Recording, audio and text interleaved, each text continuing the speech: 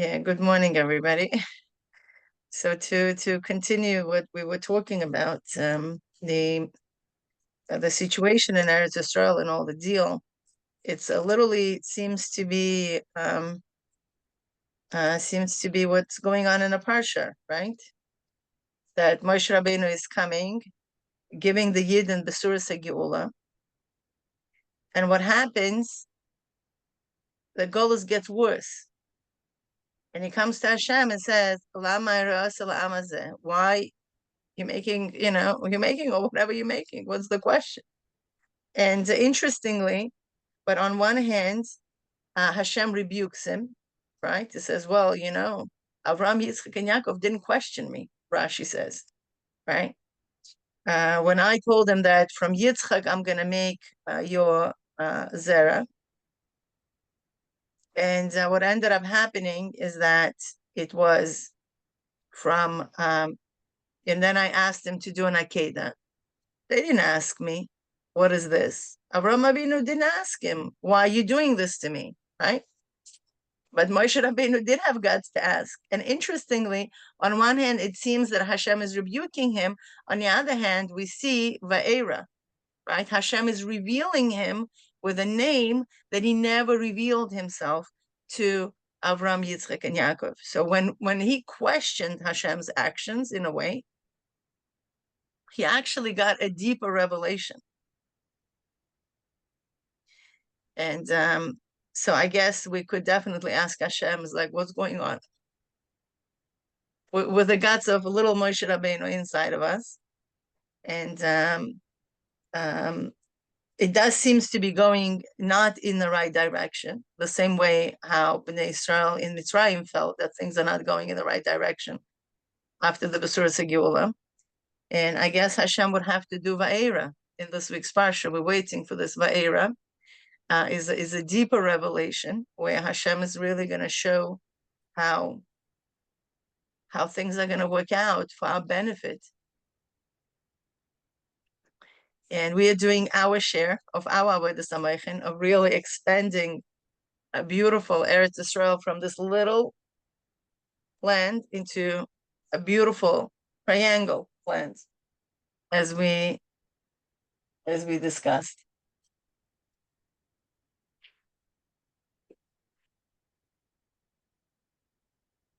Nari, you want to do the introduction? Okay, sure. So just to see where we were last week, we were looking at paragraph 13 and the process of Iyun. And this is really our work, is this process of Iyun, of engaging with the text, analyzing, putting in all our focus and our effort to try and go deeper. And we were discussing last week how the Iyun begins in Bina of Bina, in the Orech of Bina, the most external part of Bina. And if you continue and continue and continue really doing the work, then you come to the Omek of Bina.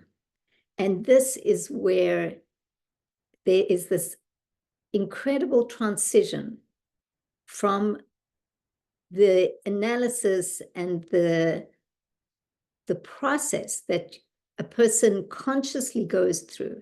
And then suddenly what kicks in is the Samakas Das, the depth of Das. And we were discussing last week how it's really a really kind of paradigm shift. What happens is that it's a different process that begins to take over. And you kind of enter into something that is more experiential. Whereas before, we were in the Iyun process, in the Orech and Rochav of Bina, it's more like there's me and there's the text. And I'm working my brain and having to get distracted, and I have to bring myself back, and I'm working hard. And then suddenly you come to this place where things open up and you start to sense, because you start to touch the chokhmah that is revealed in the Bina, in the Omek. And this starts to become sensing and seeing and experiencing. And this is like literally a paradigm shift. You change worlds and you shift into the Chokhmah experience, and ultimately the Makasadas, which connects Chokhmah and Bina, will take you to the Oimek of Chokhmah, where you'll have access to the Koach HaMaskil, and that's when the level of Maimek kicks in. And not only, you know, when you access the Oimek and the Makasadas, then you're able to bring new insights based on that same concept. So you can think of new mashalim and new ways of seeing this particular concept that you're learning. But once you get to the level of Koach HaMaskil and Makasadas, then you're bringing in new concepts. You're going beyond even the concept that you were studying, and you're accessing your own endless ability to bring down concepts.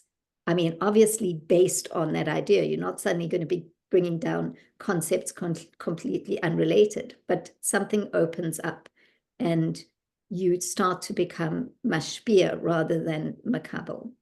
So we were looking at that mainly in English, but today we want to go and look at the text in Hebrew. And I had a lot of questions on it. And last night I was sitting with Mila and we were analyzing the details of this transition. Like that to me is a big mystery, and it's also a big revelation. Like, how do you change from one way of being to another being? What happens there? What is that transition? And so we see that Reb Hillel of Parich, he takes us very slowly through that process and then very quickly through the next process. But that transition between left brain and right brain, I think, is quite fascinating, like what happens there.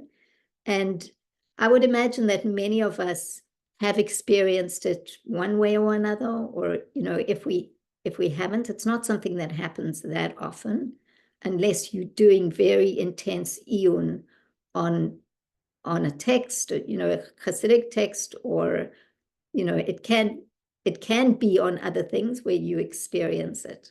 So I think that we should go straight into the Hebrew text. And yeah, so the idea is that in this class, we will go through paragraph 13, which really we covered last week conceptually. We'll look at it in the text and then go on to paragraph 14, which is also about the iyun, the same process. It's really an extension of paragraph 13, and see what Reb Hillel is, where he's taking us with that. He starts to take us to the next level. Okay, so let's start. I like to say, I think we do it all the time, but we're not consciously aware that we're doing it. I don't know if it's an unconscious process, because the iyun is a very conscious process. Like, you have to consciously get yourself to do the process of iyun on something specific. And then the transition process that kicks in, perhaps you could say that that's more, I don't know if the word is unconscious, but it's more something that then happens. When I say unconscious, I don't mean literally unconscious, but we're not looking at the details of every step as we are going through. That's consciously giving it a name, because in creativity, designing, we're constantly doing iyun, even in a meal, in preparing Shabbos, there's, you know, you're thinking, dafka, I want this thing, like this avoida is in every aspect of life. It's true. You can do iyun in anything, and then you will get, you know, you'll get a deeper understanding of it. Right, but here we're specifically first laying out the foundation of how, like, a general idea of it, And the application, obviously, in Sha'ar Yichud is how we get an understanding into godliness, because this is our subject matter, right? Obviously, if we want to become the best designer, we're going to be, doing Eon in design. If we want to be the best cook, we're going to be doing Eon in cooking, and so on and so forth, and the doctor and an artist and whatever that may be. But our subject matter at the moment is God, right? As the Frierdiker Rebbe established that Chassidus is Chakira Elokis, right? Is a research into God, basically. And this is what we're here for. We're here to really make sure that we are actually know our Creator. And this is the mitzvah, as we mentioned in the beginning, Leida Eselokos, to know that there's God. It's a mitzvah.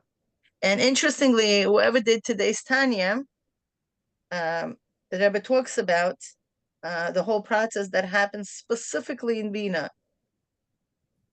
Yeah, anybody who looked over today's Tanya?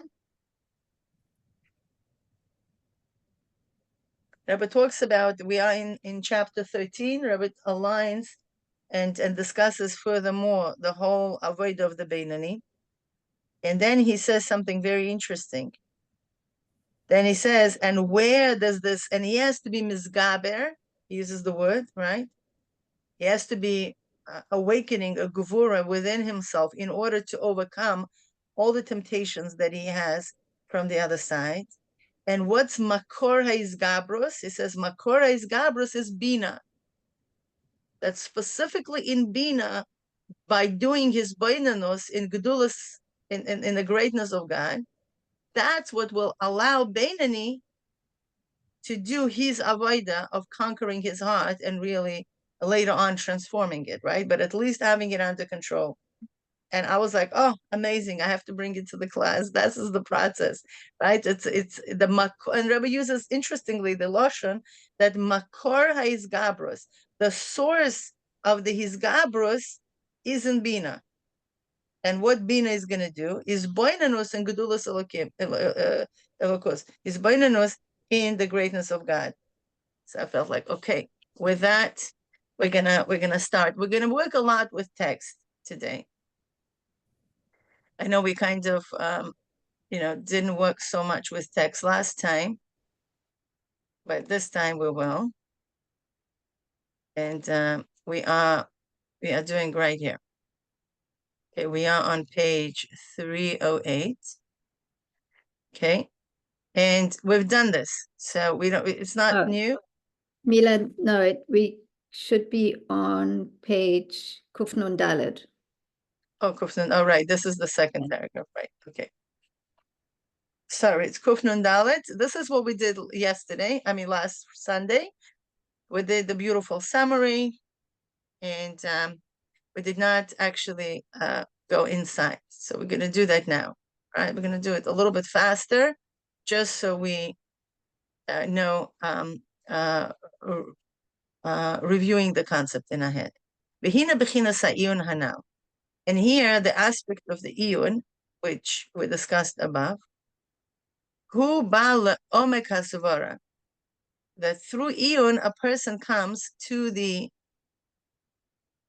depth of zavara, of the explanation, which is nikra omek bina, and it's called omek of bina, but tamtzita.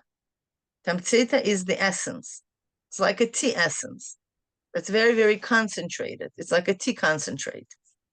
V'tekef kishemidgalim itzlo omek hazvara, and right away, when the omek of the explanation gets revealed to him, azei nasit etzlo amak hasadas, it becomes to him amak hasadas. Interestingly, the lashon that uses here naasis, it becomes to him amak hasadas. Now, a person might think like, oh, from now on, he's on autopilot, right? Our brain is used to going into autopilot. This is just the nature of a human brain. We are consciously doing things like probably around 5% of our time, of our brain space. The rest is automatized. And this is what every skill is supposed to happen.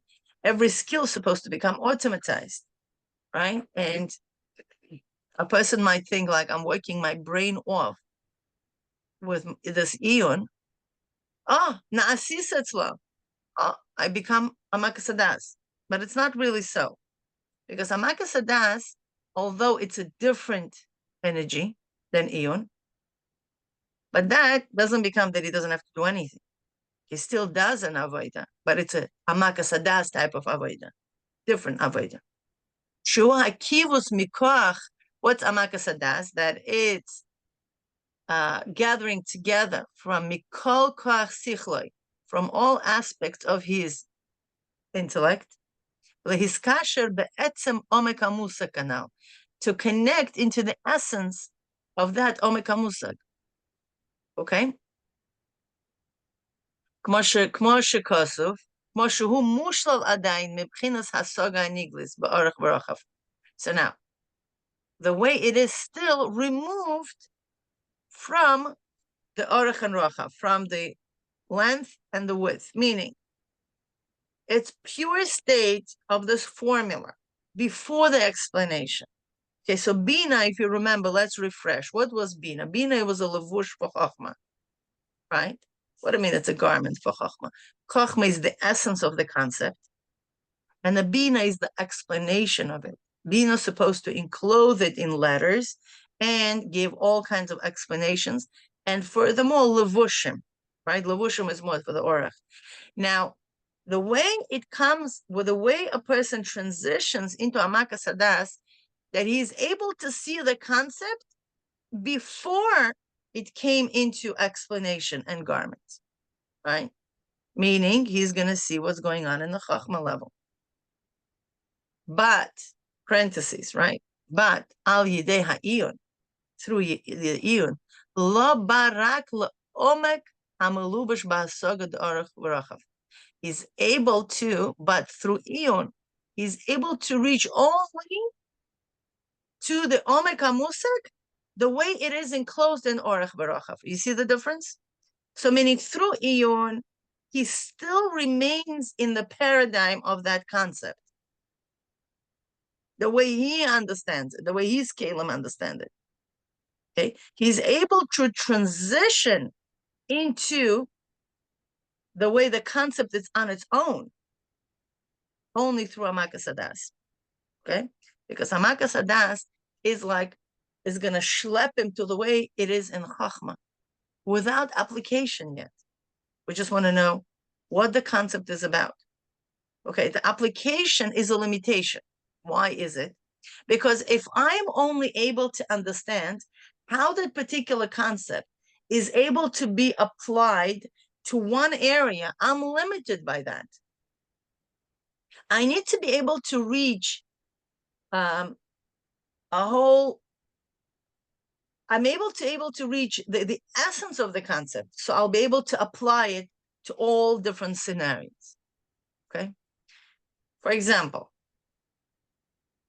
in the Feuerstein method, one of the key points is that a child, or whoever studies it, an adult, a learner, actually verbalizes the process, the mental process he is using to resolve that particular sheet that you're giving him of work. And interestingly, but when I took the workshop, I did right away. Your kids become your guinea pigs, right? So I right away brought this sheet, and I did it with my 8-year-old girl, and very fast. She's a bright girl, Kanain her. Very fast, very quickly. She was so eager. She did 10 pages without even one single mistake. Okay, they have an organization of dots. And then I went back to my coach, and I was like, well, what happened?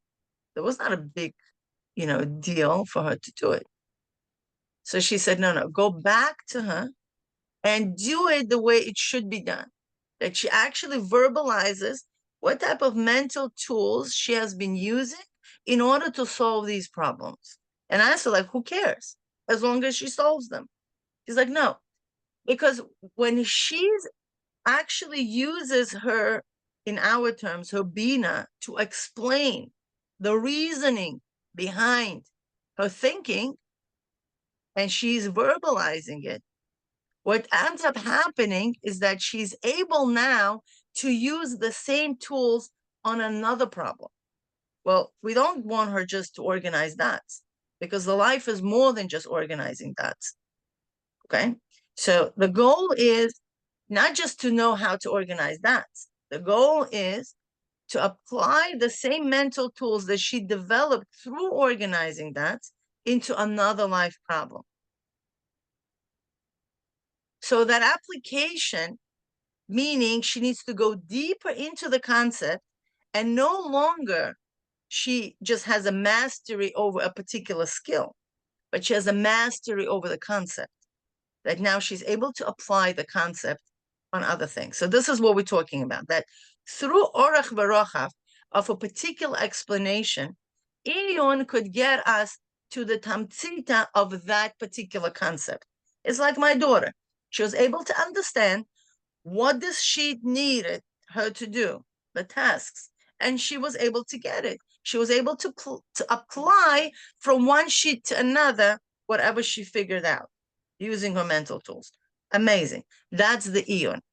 Now, what we want her to get to Amakas Hadas, meaning that she is verbalizing and she does a deeper Iyun, and she enters into Amakas Hadas stage where she's able to get the concept in a pure state without application, the concept itself, that she's able to apply it to other things. For example, another example is like you're doing additions by using manipulatives, like let's say apples, okay? But you know, when you understand the concept of addition, you can apply it to anything. To apples, to pizzas, to numbers, to cars, to absolutely anything. So that's the same idea. To transition from adding apples into adding anything. It's the transition between where Iyun takes you and where Amakas Hadas takes you. Okay? And I know when we're talking about apples and organization of dots, that might seem very simple. But when we're talking about such a complex ideas of, let's say, learning a mimer, okay? How can you get it? Because when you understand how mimer works, what's behind all these letters, okay, the tamtzita, right? And so you're able to understand this mimer, okay? With the mashalim that are discussed in this mimer. But when you reach Amakas Hadas, you're able to understand the essence of the concept, the way it is in Chachma, so you could draw down a new explanation into it. And later on, we're going to see how that's going to happen. But Amakas Hadas, through Amakas Hadas, is going to bring you into the essence of the Chachma, liyois, okay, ba'omek hamusak, shua mechaber lechachma v'bina lezois. Okay, that through the essence of the Chachma, he's able to reach that now this etzem omek hamusak is going to be now a little bit different, which is becomes the mechaber of the Chachma in Bina, right? And through this he's able limtos voris chadashes. Now, not only that he's working just with the mashalim that his Rebbe gave him, through analyzing all these mashalim, okay? He's only just going to know these concepts through Iyun. No. But look what's going to happen. He's going to now transition the way this concept is in Chachma. And by transitioning the way this concept is in Chachma in its pure state, he's able to bring down into the concept new explanations. And to enclose in them this haskala, okay, with new insight. Now, parenthesis, because truly haskala is like this potential power, okay, legabe hazvara, to the explanation of the Bina. Ad shemisechel echad yochel lim to ribu hazvara, is that from one seichel, from one intellect, He's able to draw down now new explanations that his Rebbe didn't talk about. He's able to say, oh, you know what? But it works like, I don't know, internet, let's say, right? It works like electricity. It works like radio waves, right? Although we are studying the mimer that was before these inventions, right? But we are able now to understand the principle of how this concept was built, and we're able to find mashalim that explains this concept and this explanation, okay, in a different way. And this happens only when we transition to Amak Sadas, okay, because Iyun can take us only to what the Rebbe said, to the words of the Rebbe, and how to explain exactly what the Rebbe said. But Amak Sadas allows us to bring a new chiddush to it. Okay, so there is a difference the way Omek HaMusag is reached with the limitations of Orech and Rochav versus Amak Sadas, the way it is through, meaning Omek HaMusag through Amak Sadas perspective. Okay, are we on the same page or we lost? Any questions up until now? Okay, I see 3 questions in the chat. English page, please. Oh, Miriam asked English page. Naria gave. It's like moving from Chachma to Bina, seeing it to putting it away. Okay, fine. Yes, but that's more how to transition from Bina into Chachma, this part. Okay. For Od Zeus, so let's move on. Mila, can I just say something? To me, it became really clear when I was studying something new. It wasn't necessarily Torah, but I was learning something, and it was like 22 short videos. And the first time I watched it, I got so distracted by the explanations and the mashalim and the examples that I only realized that I didn't understand the core of what this particular teacher was trying to say, because my mind was like really on the Orech and the Rochav of Bina. And I needed those, like going through it the first time, I needed explanations and examples and all those kinds of things. But when I went through this series for the second time, then I could get rid of those explanations and mashalim and understand the core of what this teacher was trying to tell me.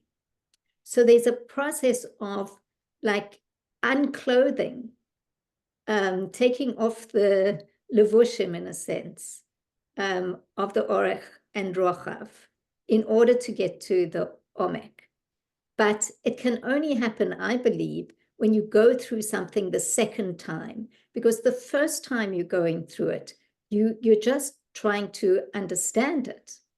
But it's very hard to see the depth, like what the person is really trying to say, because there's so many distractions almost. But in the beginning, you need those explanations and mashalim. And so I think for me, that's the Iyun process. And we're told so many times, also in Tanya and different places, that in order to really do Iyun and to really understand something, you have to study it many times. I think they tell you 100%, because I don't think we could.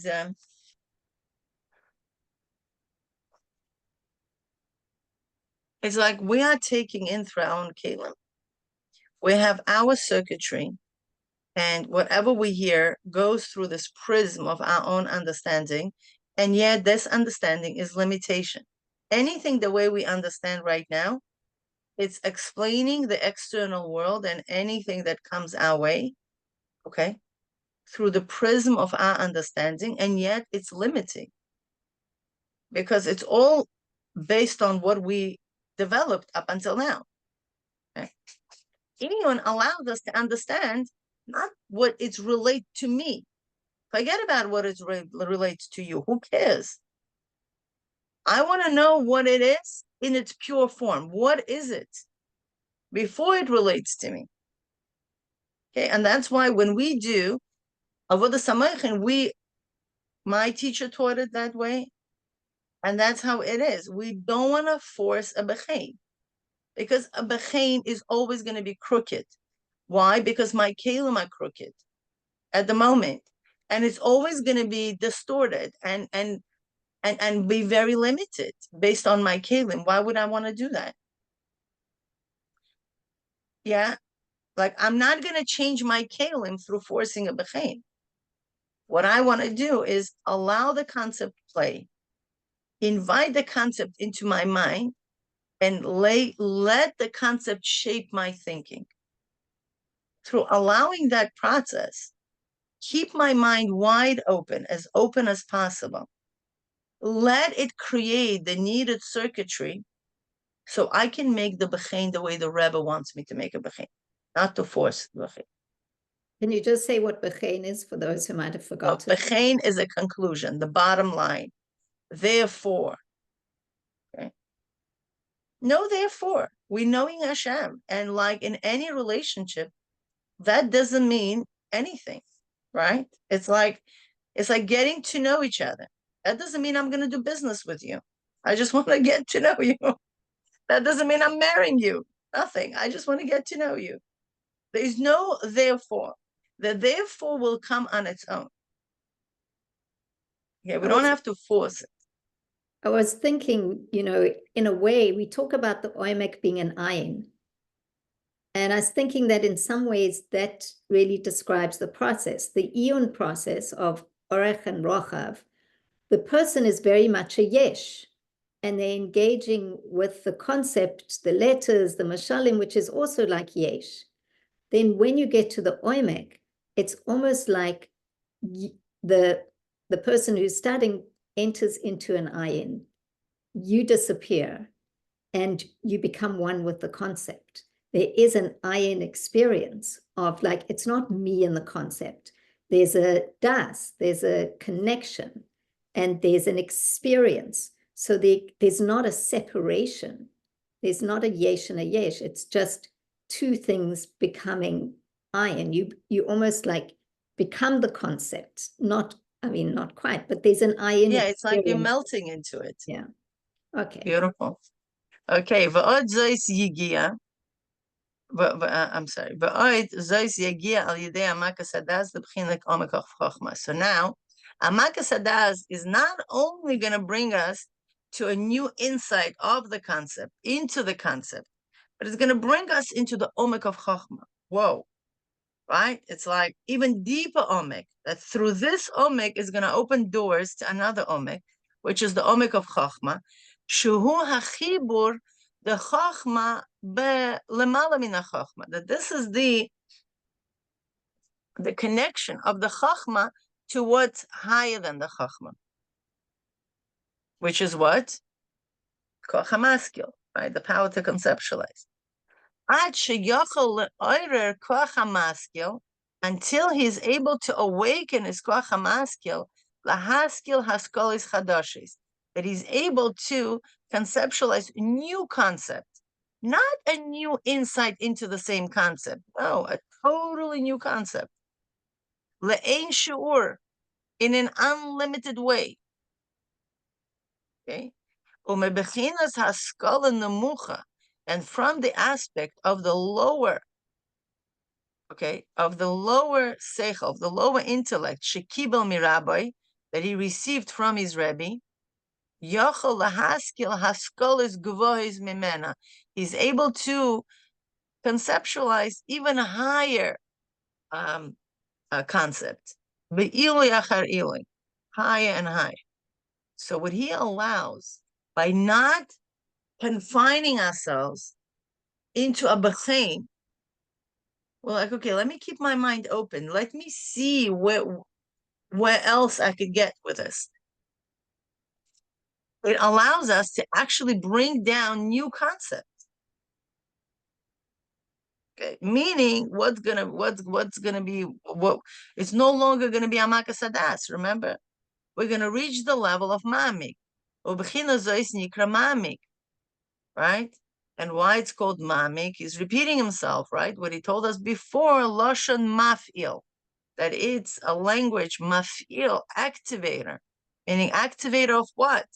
Activator le'omek ha'chochma bina, right? It activates the depth of chochma and bina. Ki mebechinas koach hamaskil, that from the aspect of koach hamaskil, yuchal lehaskil haskolis chadashes. Okay, he's able to conceptualize new concepts.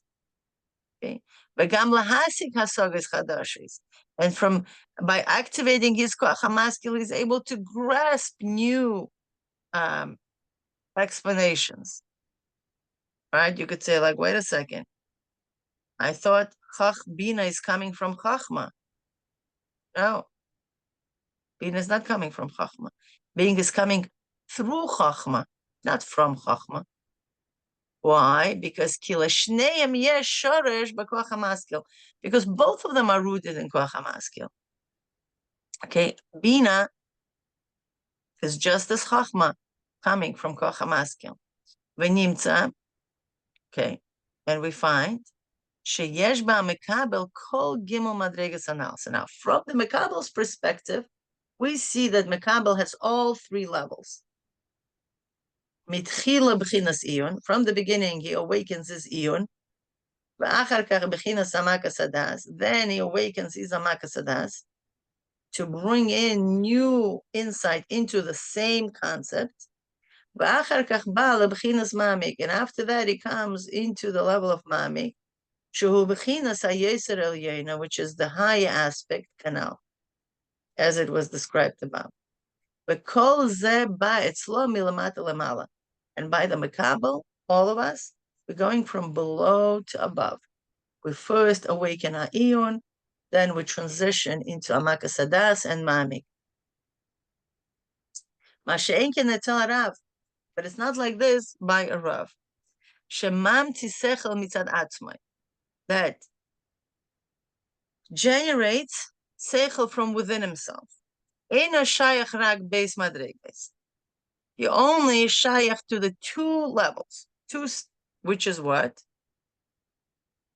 Mamik, which is the mamik, amakas hadas and amakas hadas. Why? Ve'eina shayach b'bchinas iyun, and he's not shayach to the level of iyun canal, the way it was discussed above. Why? Why not? Because the seichel was completed within him, right? B'shlemusa, in its perfect form, in its complete form, im kol pirtei zvarase, with all its explanation and levushav and its garments, b'mashalim shaynim, it was already generated from within him. So it's already, he's packaging the whole concept with everything. He doesn't need an iyun.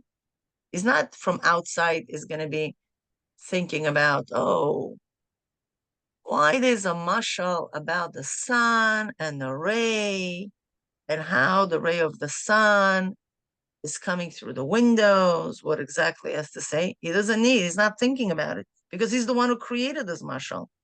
He knows exactly what every single detail of the mashal is for. He's not going to do iyun on mashalim. What is he going to do iyun on? Right? So therefore, iyun is not shaykh to him. He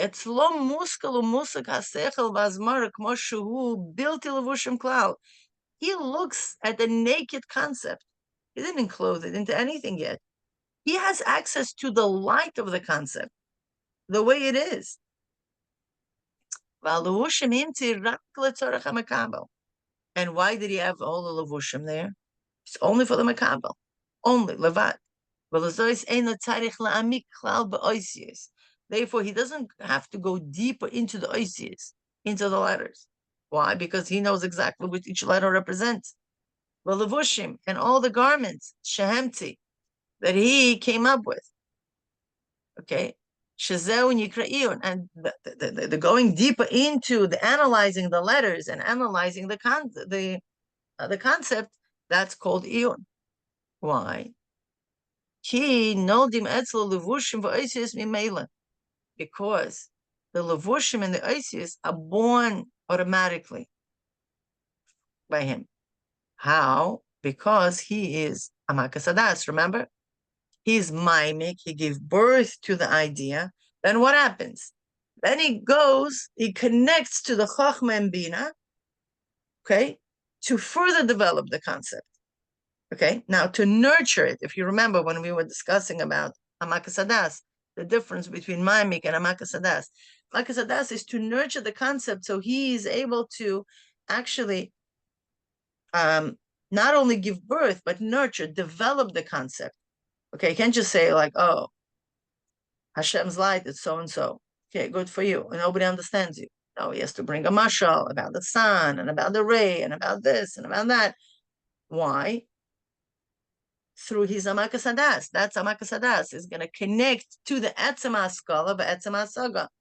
He's going to connect to the essence of the Haskala. And the essence of the Hasaga, Kamuv Klal, and he says, as we already understood, V'dai Bazeh, and enough with this. Okay, so Rabbi Hillel says, okay, I told you all the details, now go and think. Okay.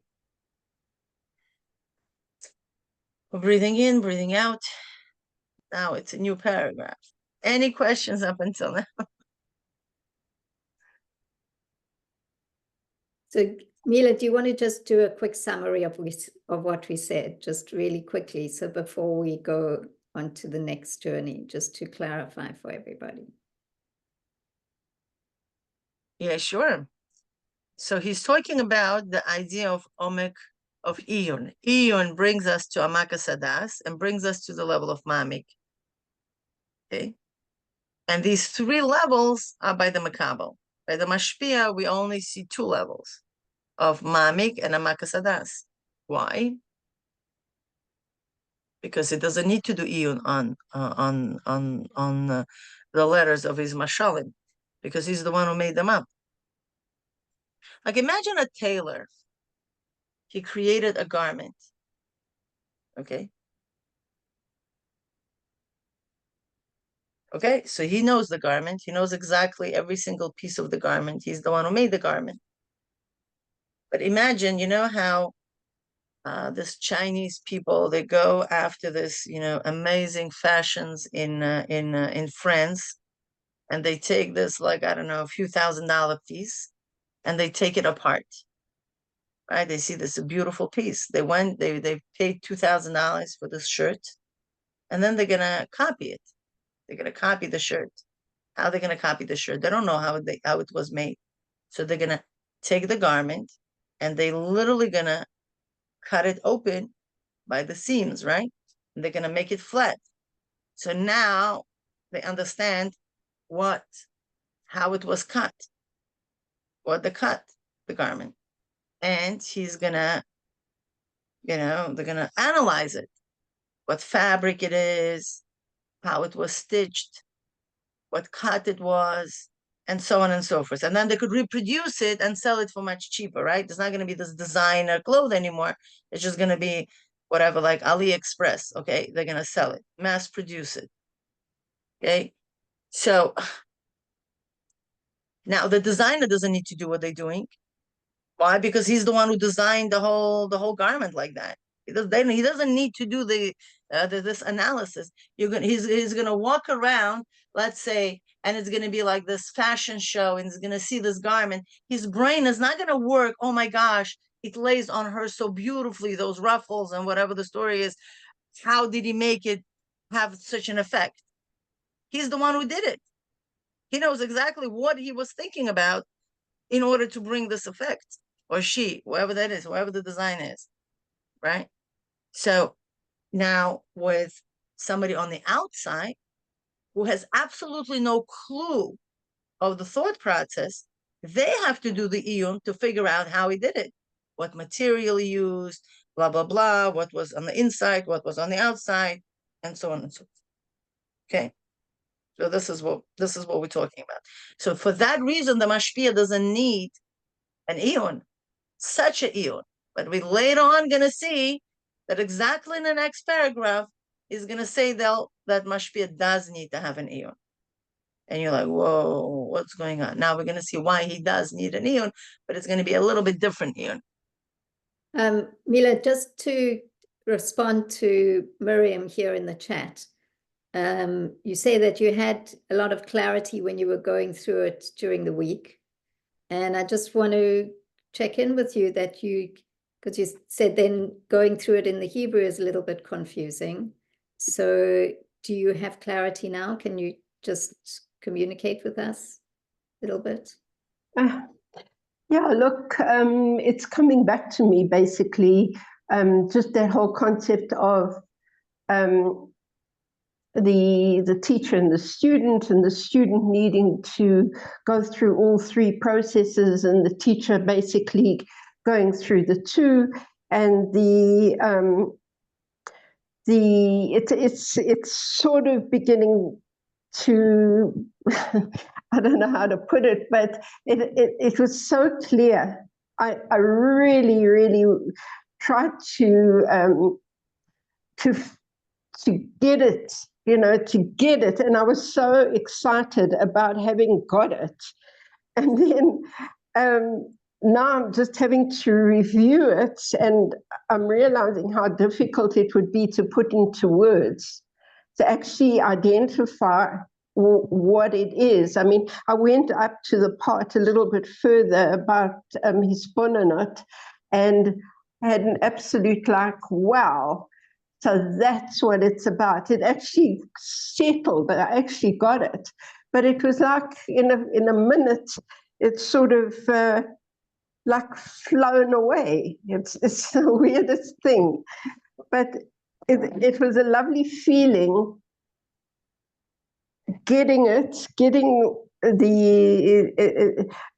really internalizing the concepts, even if it was for a moment, and realizing how far we've come, or I've come, since the first process of like really understanding it. So I'm just maybe that's normal, so what I hear you describing is that you went through this eon process, and then something opened up. You kind of go into this almost like, a flash of insight where you sense something greater than the letters. You now into Makasadas and into the chokhmah of it. But it can tend to be like that rochav of chokhmah, where it's just a flash of lightning that comes and then goes back to its source. And that's where the eon, and you get that oneg. There's an enormous pleasure there, which I think you're also describing. It's like, wow. And you see it. It's no longer just that you're, working with, you're not hearing it in a sense. You're not working with words, and suddenly you see the whole concept and even like the essence of it, but it flies away. And then you go back to the eon, and then you build your vessel like that, so that, look, I think also in my experience, I also say this to people, when you have that flash of understanding, you think you'll never forget it because it's so clear, but then write it down, because it does disappear. It seems to kind of like, suddenly it's gone. How can it be gone? You saw it, you know it. And then it goes. And then this is the normal process. Then you go back to the eon, and then you build that experience of having more access and more access. And then you're able, you're building the vessel of your brain really to become accustomed to this process. But when you do have that experience, I say write it down, because it does go away so fast. And you think that it'll never go away because it's so clear. It's a full body experience. Right. So that's the flash of Chachma, right? And something that we want to do is we want to do the Midas of Chachma. Bezrat Hashem, in the second chapter, we're going to talk about it. The Midas of Chachma is called Hisyashvut, is settling. Okay. The deeper we go into the Hisbonenus process, the light of Hashem travels in two directions at the same time. The higher we go in our Eon process, the more we're able to settle That's his Yashwas. And we're also going to have something which is called Tvuna. Tvuna is it's a full absorption into the brain where you actually have a new neuron connection and you will never forget it.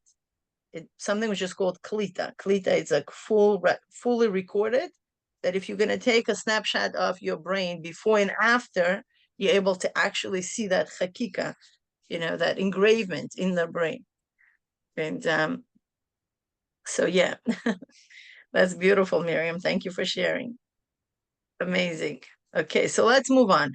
We're going to move on. It's quite a long paragraph, and I don't want to overwhelm the Kalim. Again, if anybody was not understanding something, that's fine. We're going to be working with this. And Vehina Mavur, and here it is explained lemala, shekoach hamebili de amakasadas, that the power that brings amakasadas. Amakasadas seems to be that ingredient in order for us to have a paradigm shift. What is that koach? What is that power that brings for the amakasadas? Hu lefi erech hachush. It's in accordance to the chush. We're like, what? We thought we know everything. Who is this guy chush? Okay. So it's a new guy here. Sheyesh lo be'etzem ma'ud hadavar, that he has chush, that he has in the essence of the mahus of that thing, in the essence of that thing. Okay. Why he doesn't use the word concept? Any guesses? Why there is no concept there? Mila, before you ask that, do you want to just remind people what we learned about Chush? It was way back in paragraph 3. Exactly. We said that Das goes in accordance to the Chush, right? The shortish Das is Chush. What's Chush? It's a sense. It's the way the Ratzon, when I want something, I start feeling it. Okay, the desire creates Chush. The desire gets revealed through the Chush, right? Let's get simplified. When I'm very, very hungry, I smell that pizza. Much better, right? When I'm so tired, I'm like, okay, I feel the fluffiness of my pillow. Like, it's like when I'm very, very thirsty, I'll smell water. Like, meaning there are senses that will really, it's so interesting. Somebody told me she was part of this money manifestation group, and one of the things that the coaches gave her is to notice money everywhere.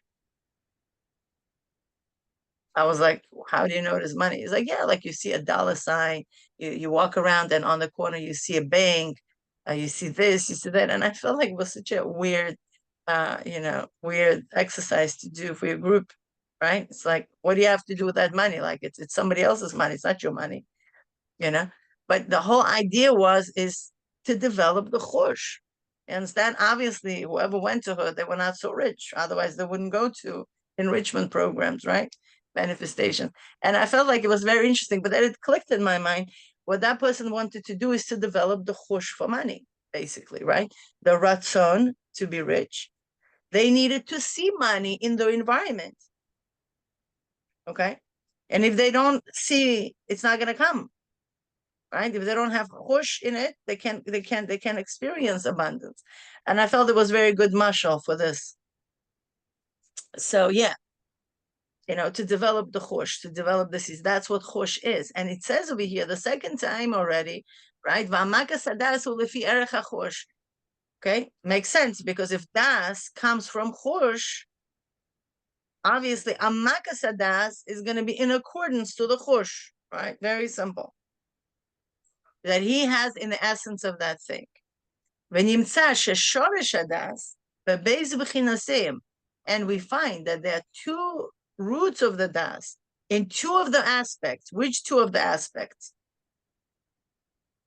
In which two aspects are we talking about? In Amakas Hadas and Mamik, right? There are two states of Das. One is deeper than the other. Who bebchinas ugolgolta, where they are in the skull. And what skull? What skull does? Any examples? What's the functions of the skull?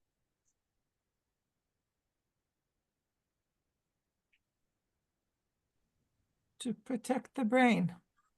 Amazing. It's to protect the brain. Can you imagine your brain is exposed to everybody to see? That's going to be, first of all, a very scary thing. And second of all, anything that falls on it, the whole brain will smash, right? It's not a good idea.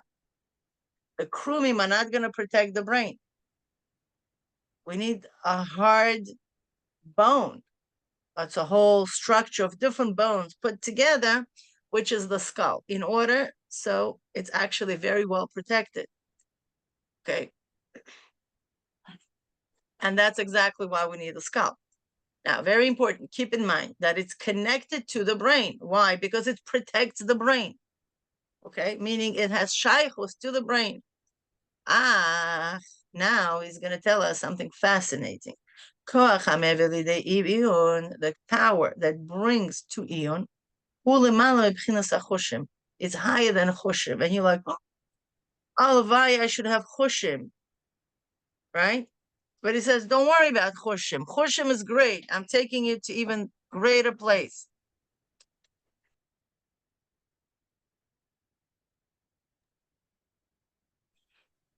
Okay. As we said, right? Because the source, the root of chushim is in Golgotha. Now,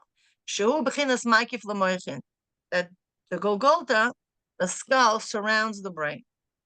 But the root of Ion, who bechinas haiskashrus sheyeshlo bepnimius nakudas halev anikru uvanta deliba.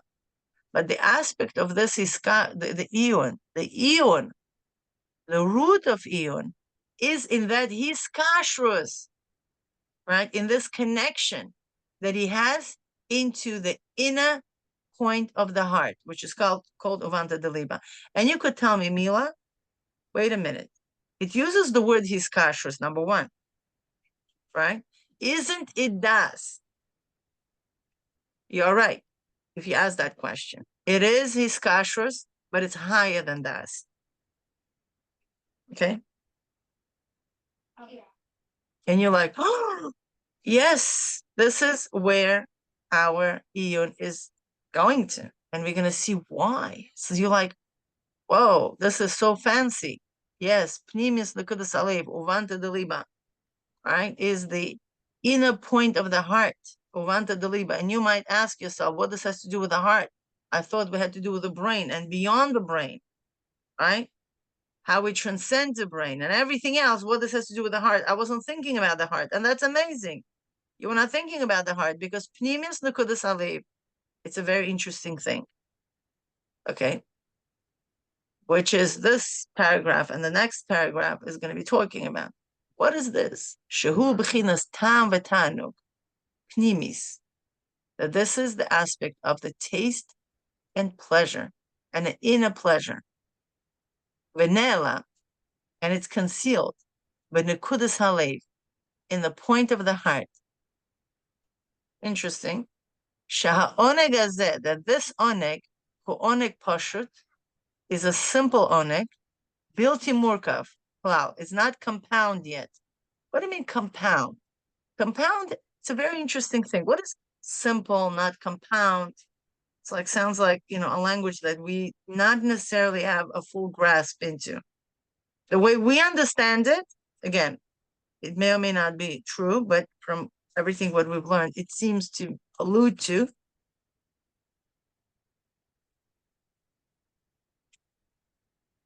whenever we experience pleasure, that moment of pleasure is a simple pleasure. Okay? We don't want it yet. We are just experiencing it. It's the experience of the pleasure. The minute we want it, it alludes that we don't have it. Right? Why would you want something that you already have? right? So the minute there is a desire kicking in or going towards a desire, shows that that pleasure is diminishing, that's causing you to have a desire. You see? So it's becoming compound. Okay? A simple pleasure is the moment of you actually experiencing that pleasure. Now, there are many ways how we experience pleasure, right? Our human body has all kinds of hormones. We call it dopamine, right? All that stuff. Okay, that we through which these are these amazing facilitators of pleasure, of us actually having an open pleasure experience. So that could be food in the mimer of Hecholzel, I believe. Hecholzel. I think so, yeah. Talks about 5 levels of pleasure. Okay, from food to music to seichel and godliness. It's like a whole thing. Okay, so you could go there to study if you want to go in depth what the pleasure is, what kind of pleasures they are, and how to achieve them. But for this sake, okay, we are having this level, which is simple pleasure that's not compound. What is compound? Is when it becomes more ratzon versus oneg. Okay. Now this oneg makor lebechinas haratzon. This oneg becomes the source for the ratzon. Shelimala min hatam, that is higher than any reason, anikru gulgolta, and that becomes the gulgolta. Great. So the skull, we understand. Now the skull becomes from this level. Okay.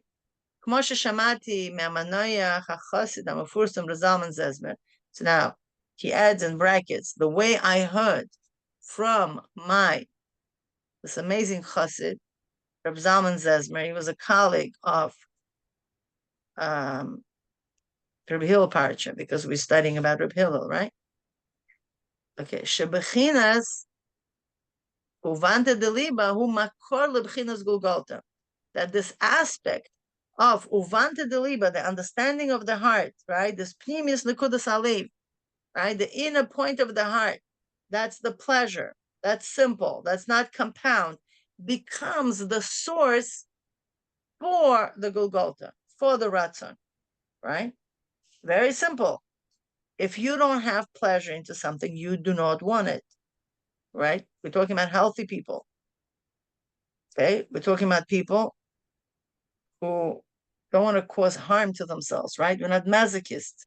Right? We're talking about a human being, the way our brain works, the way our being works, that we want pleasurable things and we avoid things that bring us pain and suffering. Okay, now we have 3 things, 3 levels. Uvanta de liba, bina liba, pnimius nekudas alev. These are the terminologies that are very important to write them down and to remember them, because first of all, we want to know how the same level is called. And it's also good to have as a reference in any other ma'amarim or Hasidic work that we're going to be exposing ourselves to. Now, what is this level now? It's so lofty, right? It's like, whoa, he's opening us a whole gate. It says, you know what? Eon, this is what Eon activates. This is very interesting. Look at that. It looks very similar to Das, but it's not Das. And that's what awakens to him to remove all his thoughts from any other foreign thought, and to think just through the details of the seichel. Because remember, he didn't have Das. Okay, in order to be Das, you have to be in the middle line. He was on the left. He was on the outside. He didn't know what was flying. So, and all of a sudden, he wants something. It's like, oh, I have to understand this concept. What in the world will allow him to remove all his thoughts and to be able to focus just on the details of these seichel.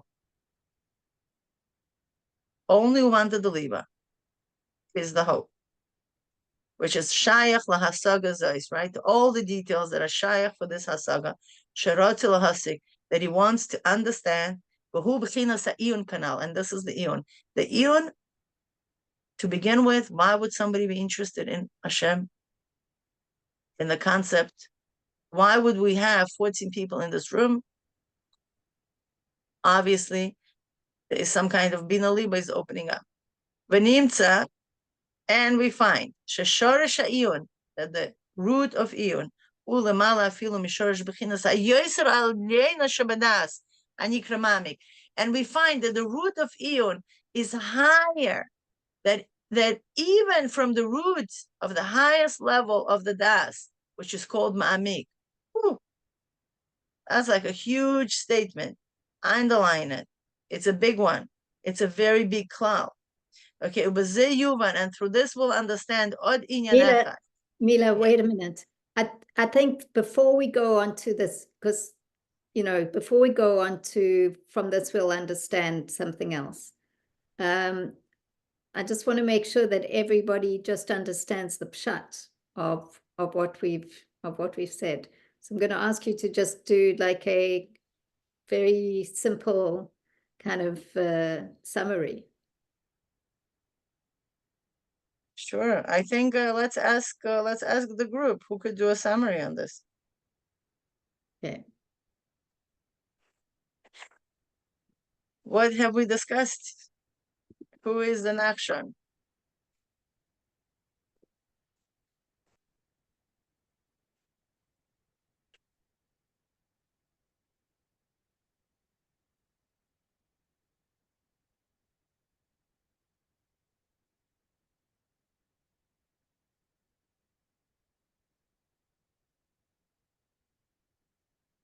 Yoni, do you want to Whatever. try? Oh, good.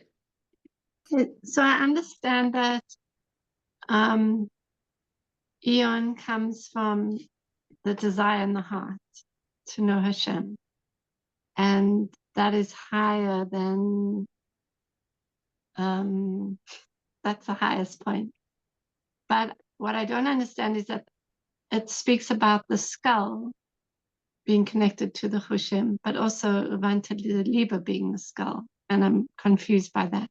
Like, Uvanta Liba is not the skull. It's higher than the skull. The Ratzon is the skull. And what he wants to say that Uvanta Liba is the crown, basically, right? Remember, we later on are going to go into this whole crown situation. So we could actually use the knowledge that we know from future into now, right? Remember the crown, right? The crown goes around the skull, right? I don't have a crown, but let's imagine I have a crown, right? It goes around the skull. Right? Nobody puts a crown on the head. So my crown is on the head, right? So the crown surrounds the skull, but then the skull surrounds the brain, okay? But the brain has before the krumias, right? The something that surrounds. So we have a lot of things that surround. So it becomes like, like this matryoshka, matryoshka, this Russian doll that one surrounds and then there's another baby inside and then you open that up and then there's another baby inside. So that's the same thing. So we have oneg. What oneg has inside? The ratzon. You open ratzon, what ratzon has inside? Koach hamaskil. You open koach hamaskil, what koach hamaskil has inside? Chochma and bina. Okay. You open chochma, what do you see inside? That's a maskalat einyan. Yeah, the main concept. You open bina, what do you see? All the levushim. Okay, all the garments. Okay, so that's the same idea. So the oneg surrounds the ratzon. The oneg becomes the source for the ratzon. Very simple. You're not going to want something if you don't like it. That's as simple as that. You don't have pleasure in it. Oh, I I really want to have chocolate ice cream. I hate it. I know normal people, that doesn't work like that, right? You have to have pleasure in a chocolate ice cream versus pistachio ice cream. That's why you want chocolate ice cream and not pistachio, right? Very simple. So the same. So the onik is coming from the heart, though. So it's saying that the heart is higher than the brain. Not really. No, he's talking about pneumius nekudas alev. It's the pneumius nekudas alev. It's the inner point of the heart. Inner point of the heart. You see, the way we know heart, it's usually the emotions. Yeah. And that's an external part of the heart. It's like we're angry, we frustrated, we joyous, whatever that, whatever else emotions we're experiencing. But he's specifically using the language is pneumius nekudas halev, right? It's the inner aspect of the heart. And whatever that means, it's the oneg part of it, right? But Now, Mile, if you take the word Avanta de Liba, it's also the integration of understanding of the and heart. like there's something that's very, I believe that it's hard for us to articulate because it's not so tangible to say. Well, there is a research that's been done recently, because up until now, nobody knew that a heart, emotions even, have anything to do with the brain. But now there's a new research, I believe it's around like not so new, it's like 5-10 years, where they found neurons in the heart.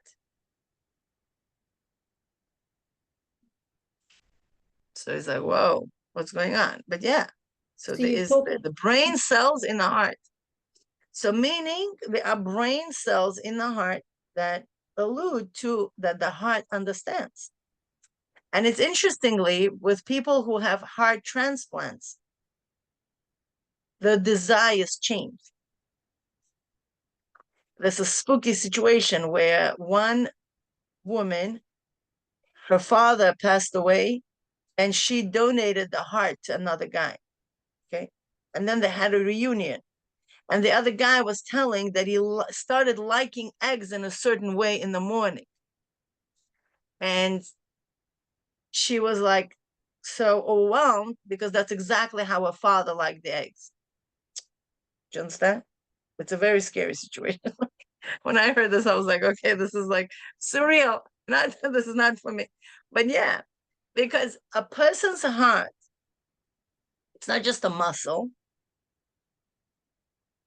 It possesses the life experiences and everything else that a person goes through, and also has the higher desires and everything else there. That's yeah.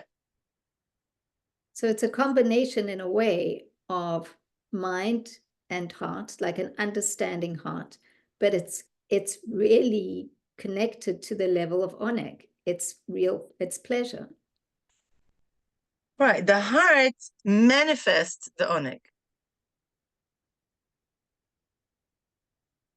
The heart becomes the keli for the oneg to be revealed through the mind. Nechama is saying, how does one activate oneg? Here, I think we're talking about the fact Eon, he's talking about, he says Eon. That's what it is he's giving us an answer. How you pull the string of your oneg. It's through Eon. That's what it is. That's we activate. But in a sense, what we're saying here is that the oneg unconsciously gets you to do the eon. Yes. Because the eon is rooted in the Savanta de Liba, which is oneg. And that's what brings you to the place where you don't even know that there's something in it. Why would you do oneg why would you do eon into something? You don't yet know. Like Nechama is saying, what comes first, the chicken or the egg? It's interesting, but we're talking about oneg is in the superconscious, meaning that we're not conscious of it until we experience it, I guess, as Avanta de Liba.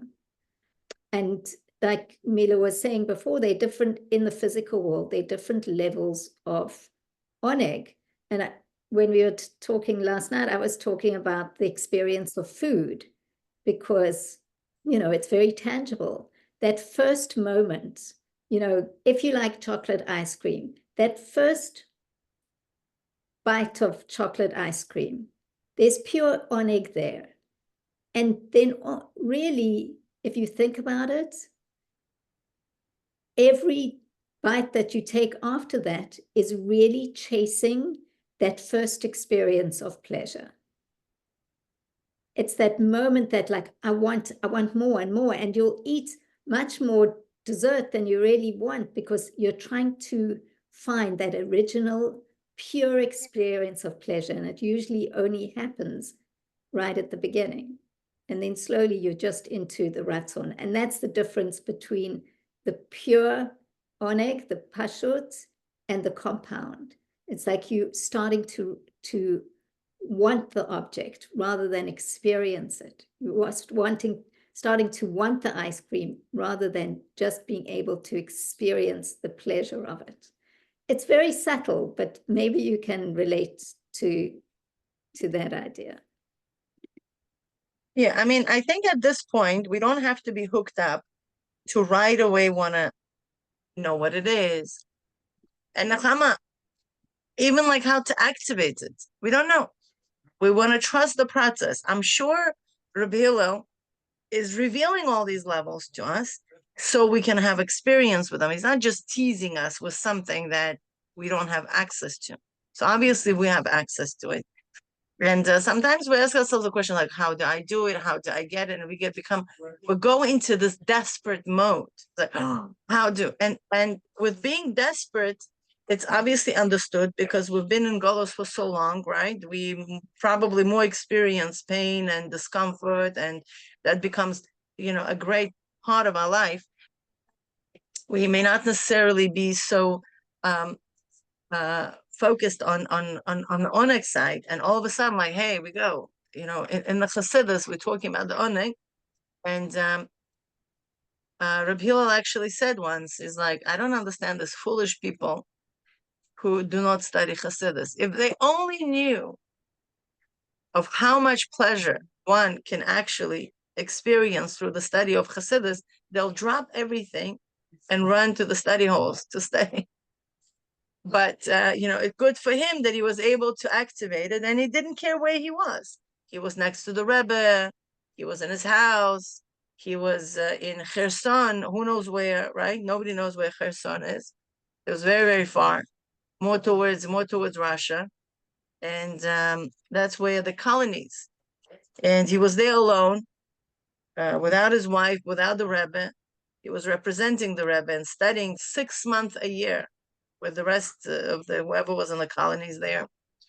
And obviously it was not the best, but at the same time, like he in a way, he had this treasure house, this treasure within him wherever he went, right? It's like, we're probably all jealous of him. It's like, good for you.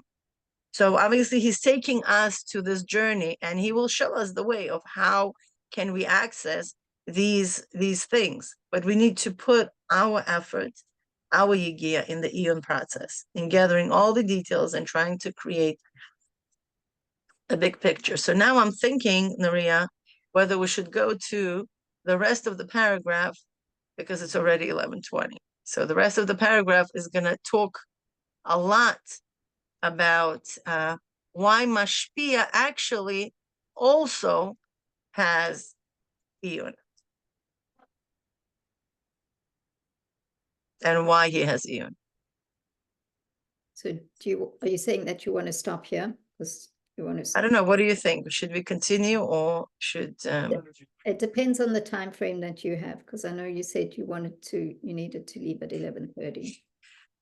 My time I have, I just feel that, where the group is. Do they feel overwhelmed? Is it too much? Or I don't think it should be overwhelming. And I think that this second part is really quite simple, because, if we say at this point, I don't have to understand everything about it.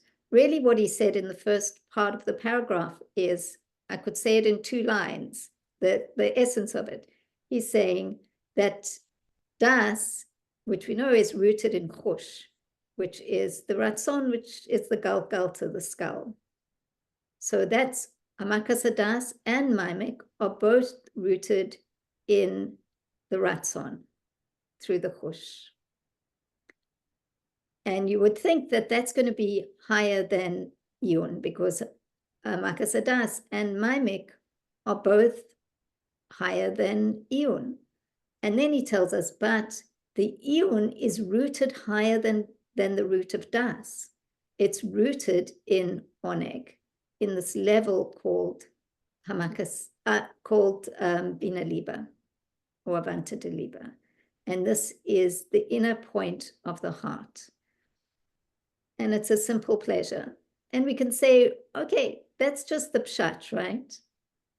We don't have to understand exactly what it is. He's just introducing us here to the idea that Iyun is rooted in a place beyond Ratzon, in a place called Oneg, pleasure.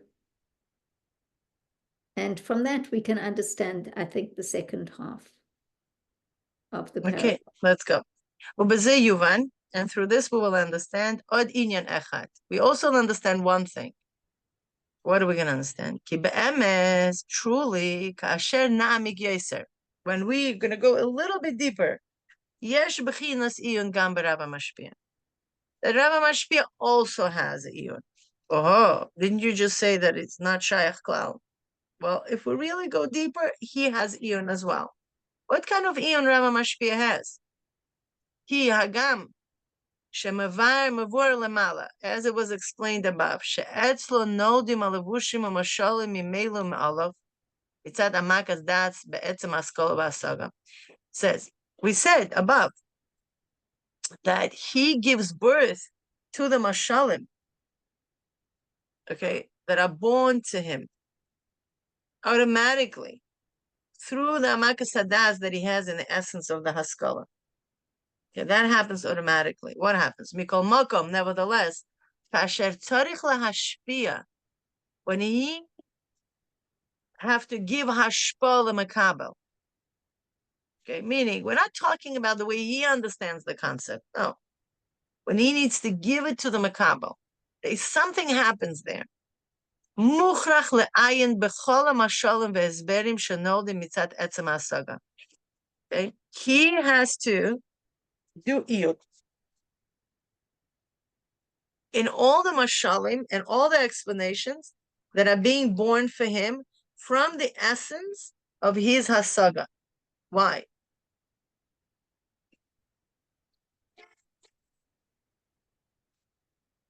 Why he needs to do that? Now, over here, if you notice, the mashalim are being To born make from the sure, etzem hasaga. maybe to make sure that he's staying aligned with the idea and he's not deviating.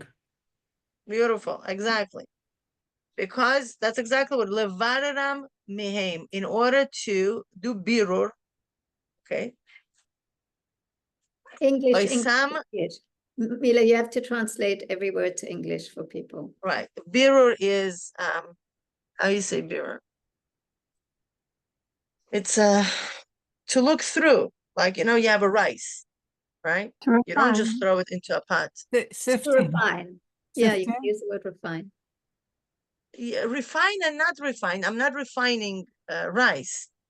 I'm looking through the rice, right? And to pick, a little stone that's in the rice. Okay, it's like I'm not changing the rice. It's not like I need to do anything. It's like I need to figure out. Levarer is to. It's like to separate out the good from the bad. Exactly, to separate, exactly. Yeah.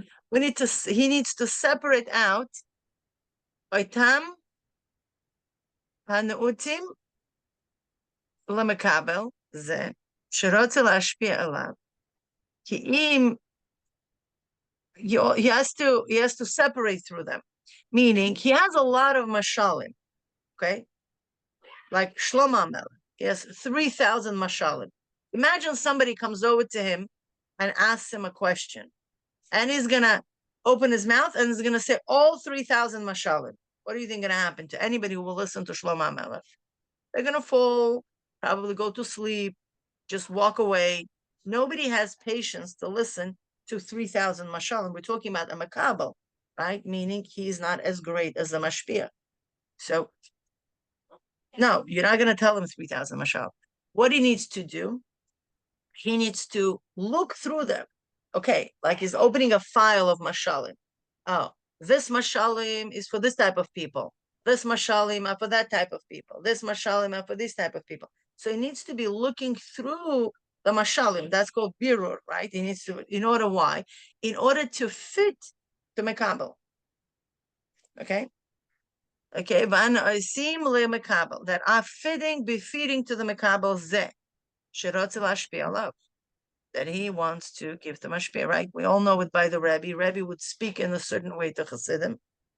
And when all kinds of different people came to him, he spoke a little bit differently, right? So you need to adjust your hashpah pertaining to whoever you're speaking to. You're speaking to this type of person. Okay, my kid saw a mouse.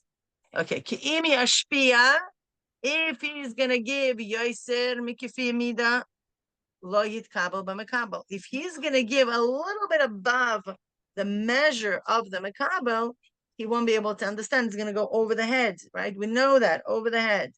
It's like, yeah, I like you everything, but I did not understand anything what you just said. Okay, so he's not interested. Mashpia wants that mashpah should be received. Okay, and he has to measure the kalim of the mekabel. Now, that's reason number one. V'oid anu ra'im.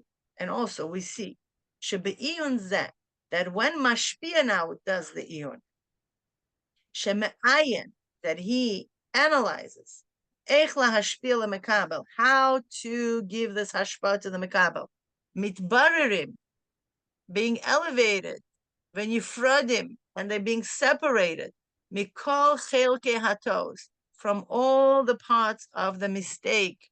Yes, a mistake, you heard it right. A mashpia, in the process of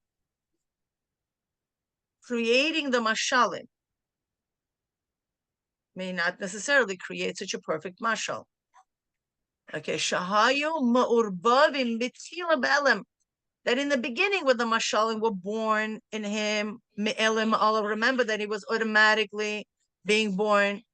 Okay, it could be that there was a hidden mistake there, a hidden miscalculation, and he wouldn't know about it. He would think like, I have this perfect mashal. It's all good. I understand it. First, he doesn't need to have a mashal to understand it, remember? Because he gave birth to the concept from within. So he didn't care about the mashal. He understood the concept the way it is. Now he has to give this hashpah to the makabel. So what he needs to do, he needs to sift through, which I'm going to choose this one, maybe I'm going to choose that one, and so on and so forth. And in that, he might discover that it may not necessarily work. There is something that he miscalculated. Okay? And that will help him. Okay? The iyun process will help him. In the process of the hashpah, he will discover that there was something that he missed. Okay? And therefore the iyun is called a place of sifting through. Okay? Why? That through the iyun, you are separating, you are elevating also, right? The omek of the seichel, and the omek of the hasaga, the omek of chachma and bina, va'afal pi shehem lemala himena, right? And through this, you're able to misbarer something which is higher than them, right? And how could it be? If we taught iyun, remember what was iyun? Iyun was bina of bina. Remember? Iyun, by the mashpia, it's also bina of bina. He is bringing down the concept. How could it be that through iyun, and this is the key thing here, how could it be that through iyun, he's able to elevate the omek of Chochmah and omek of Bina. It doesn't make sense, right? Omek of Chochmah, omek of Bina is higher than Bina of Bina. How Not, could it be? Mila, it's not that he elevates it, it's more that he mevarets them, he refines them. Refines them, right? So how could it be that he's able to do that? From where? Well, we just answered that in the beginning of this paragraph, right? In the beginning of this paragraph, we just established that the iyun is higher, the source higher than the highest of das. If through mamik I'm activating the birth of the concept, the omek of bina and omek of chokhmah, the iyun, the power to do the birur in them, comes from my iyun. That although I'm activating it on the level of my bina of bina, but it's rooted much higher. Okay, so mashpia also benefits from iyun, not only makabel. Okay, so Does that mean that the teacher has to go into that Uvanta Deliba and have Exactly. the desire to teach the students? Okay. yes, yes, the oneg that he has in it, and believe me, I could tell you, if a teacher doesn't have oneg in the teaching process, they are horrible teachers, right? Like, I'm sure you've seen these teachers. You're like, why you ain't teaching? Well, I couldn't find any other job. Okay, and like, no, it's by teachers. All the teachers that remain out there, it's because there is this oneg to give. There's this oneg, and if you don't connect to that oneg, you're not going to do anything, because teaching is very hard. It's a very painful process. Why would somebody want to go into this painful process? They could do something else in life. It's because there is oneg there. Okay, it's like there's a tremendous amount, and all teachers out there, I know we have 14 people in the room, please, the minute the student understands, okay, especially when we're talking about young students, anyone also, it doesn't matter who they are, it's a tremendous amount of oneg that teachers experience. Okay, right? How could it be elevating through the koach that's above it, right? Okay, im hanal, that through this we'll understand hated. Ki be'emes, which is truly shahagam, shaha'iyun, hu lemata mebchinas amakas hadas, that iyun, we just said, it's lower than amakas hadas. Aval b'shor shuhu lemala mebchinas shorish damakas hadas. But in its shorish, in its root, it's higher than the root of amakas hadas canal, as we said before. The shorish damakas hadas ubebchinas golgolta. The root of amakas hadas is the skull. We just established it, right? Masha'enkin shorish ha'iyun. But it's not like this, which is the source of the iyun. It's higher. It's in the level of uvanta deliba. That's higher than the Golgotha. Kanal Vadal, as it was explained above, enough. And the brackets open up. Bazeu Shamati mi Admor. Right, this is what I heard from the Mittel Rebbe. Be'inyan, in the idea of Na'arim, the young Chasidim, Sherotim Divrei Chassidus, that they want to hear Chassidus, Afal Pi, even though She'enam Yoidim Adain Me'uma, they don't know anything. So what they want, they don't even know what they want. Right? It's strange. Why is it? V'hainu, and this is because mitam haiskashrus pnimius sheyesh lahem belev. It's because they have this inner connection of the heart. Shehu chacham leksheyirtze. It's like the wise man when he wants, probably what he wants to understand. Yeah, what is that 7 footnote, Naria? They're explaining it. I don't have a full book with me, so I cannot check what it's referring I to. have to check in the English. which means Hainu Sheratzon Pnimi Believe. This is the inner desire of the heart, Dafka. Shelemala Minatam Vadas, which is higher than any reason and any das, Legamri Chula Vadal, completely. Meaning a person is drawn to something, he doesn't even know what he's drawn to. Why? Because of his inner connection, not because he understands, because he has this inner connection to that thing that he's drawn to. And a lot of times we see that many times, and I think we see that in this group tremendously, right?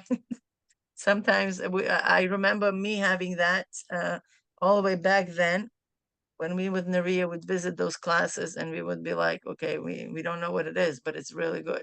We're just going to continue going there for a couple of years.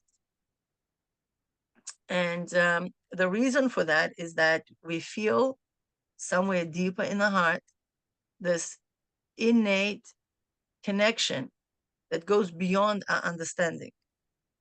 And I heard that many people would just visit the Rebbe's Farbrengens for no reason. They didn't understand. They didn't speak a word of Yiddish, but they would just watch and watch and watch and come every single time and not miss even one Farbrengen. And that's streaming from the same idea that they're there not because they understand, but they're there because of that inner connection of the heart. And I'm sure every single person who sits in this room can give us at least 5, 6 examples throughout their life where they were connected and drawn to something beyond reason. There was absolutely no reason why they're doing it. They just felt that this is the right thing to do. And it wasn't just an emotion. No. It was a real pneumistic connection that they had. And I think maybe we could go to breakout rooms for like 5-10 minutes for people to share what are those experiences were and how they discovered. What do you think, Naria? Yeah. Let's do this, but let's try and be specific about what it is that we want people to share. To share where they had this desire that was absolutely unexplained. Like nobody, like there's no reason for it. It looks like a little bit like a capriza, it's like, they're just what it is, there's no explanation to it. And yet you felt that connection, and it's a very strong connection. How do we know it? It's like nobody was able to persuade you otherwise. Like there was just no, people tried to talk you in, talk you out, and and you just stay with this. And you saw, or maybe you're still in the process to see the end result of it. Is that precise enough, Nuri? I don't know, ask people if that's... Is that precise enough assignment for like 3 minutes, literally? Yeah, good to connect. Okay. Let's... Okay, so we're just gonna do 2 people in each. We have, so we're gonna open 5 rooms. Would be great if everybody could just quickly join in and join out. Okay, the rooms are open.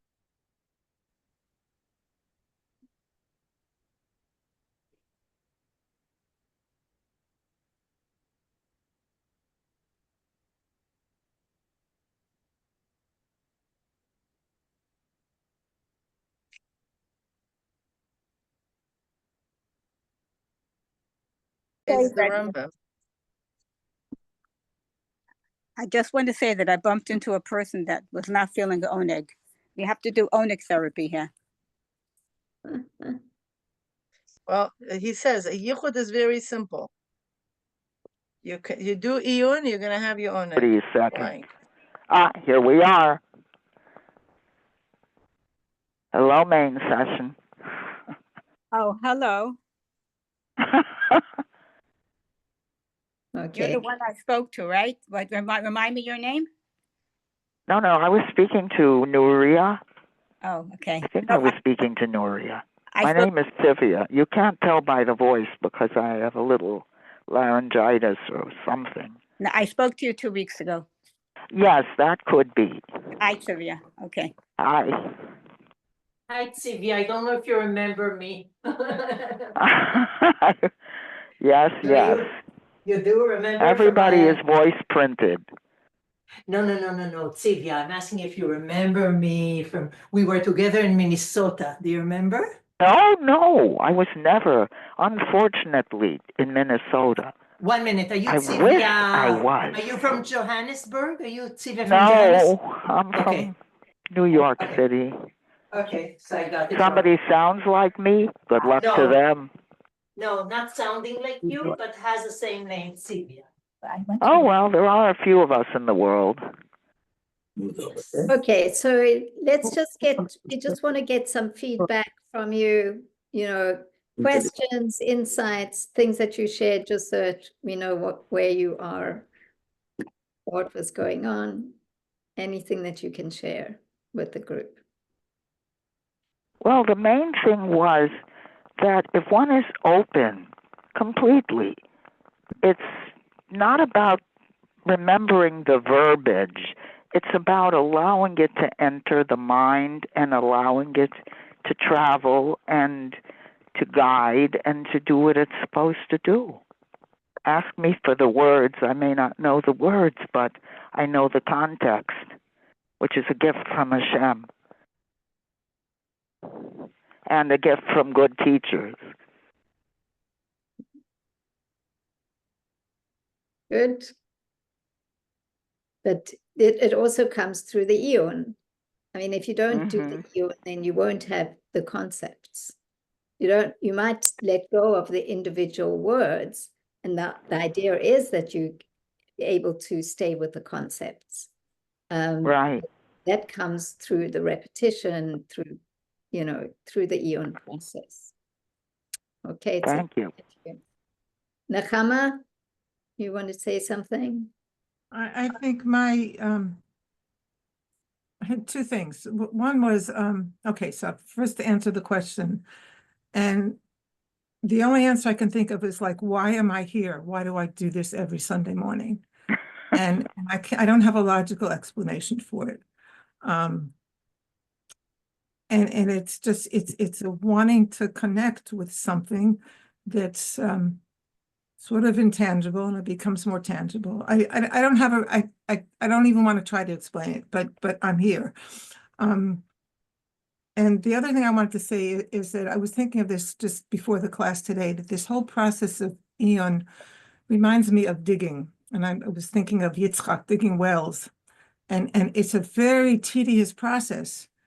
But you could dig and dig and dig, and then I can imagine what it's like to hit water.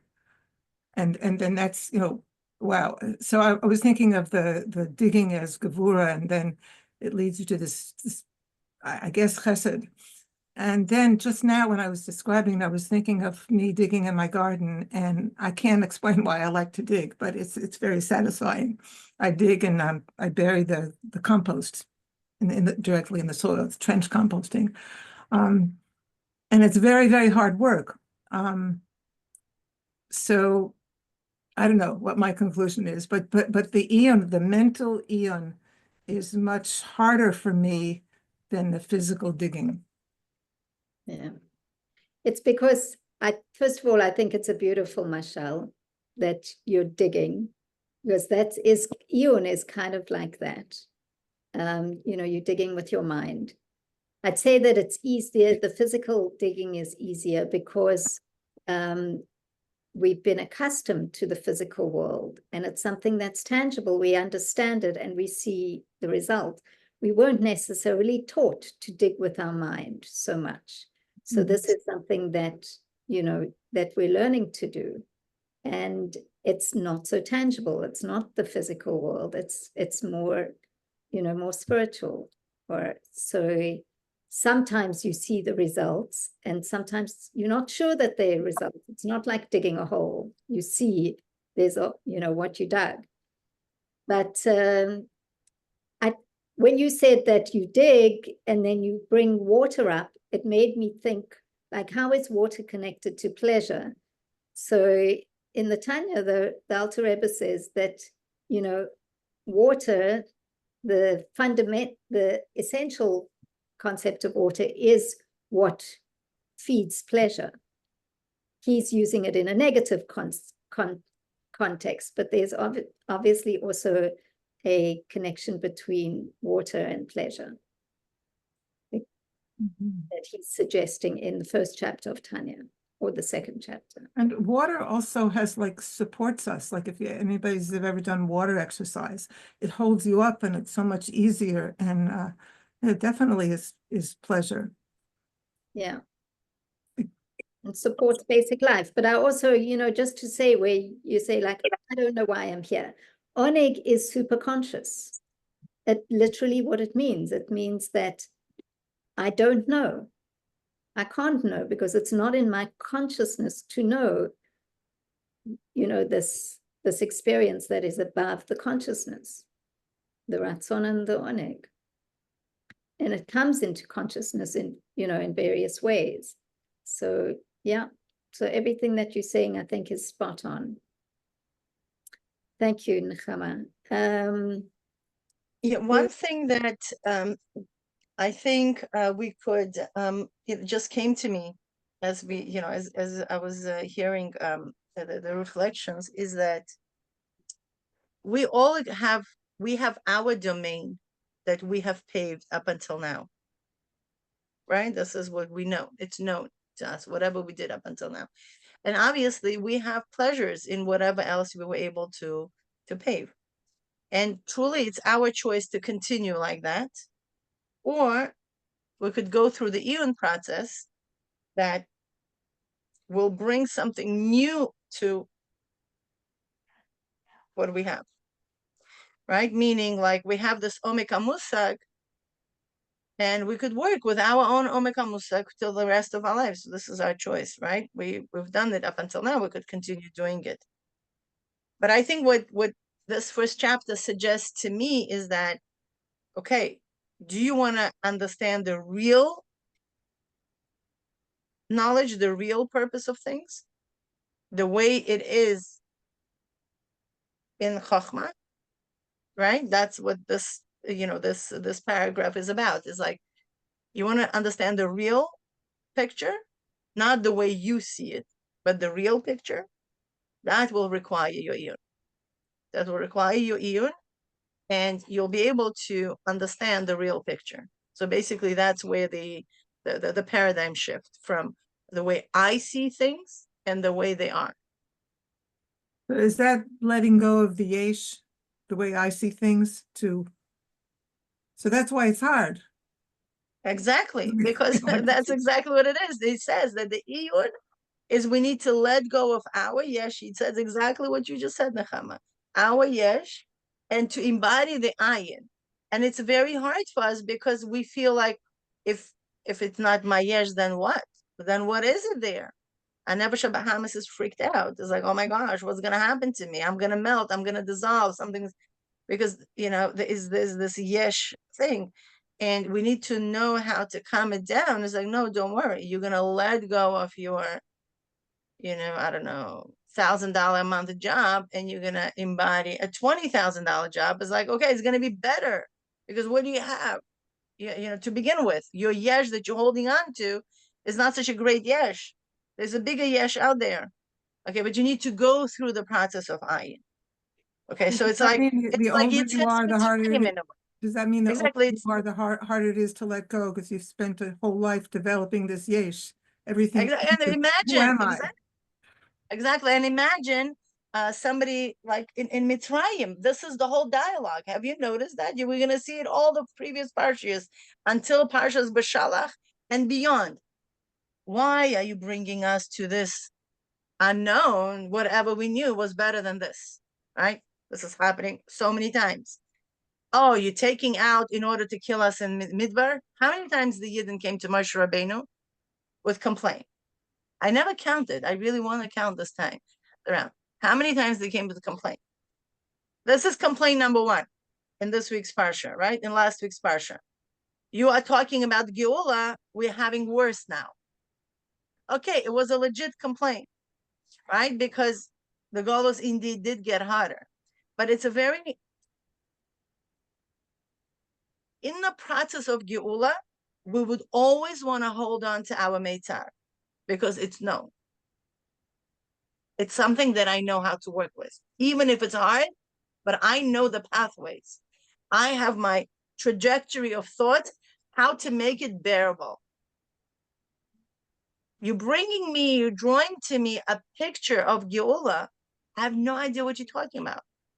The pain to let go of the way I understand things and to embody your ways of Geula understanding, it's greater, and therefore I don't want to do it. I want to stay in my misery because it's something that I know how to bear. I've done it for XYZ years.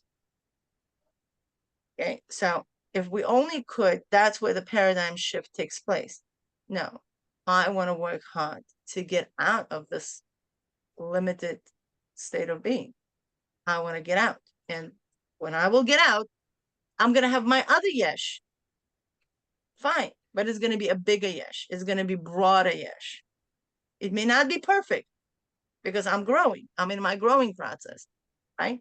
So I'll be able just to shed out that shell that I'm in and move on to something bigger. Okay, who cares? So that's where the Mesiras Nefesh comes in. That's where our Gvura kicks in and says, I'm digging. I don't care about you, but I'm digging. Okay, beautiful. Thank you. All right. We reached the top of the hour. Thank you so much. And Bezrat Hashem, we'll see you next week. Thank you, everybody. Thank you. Thank you. Bye.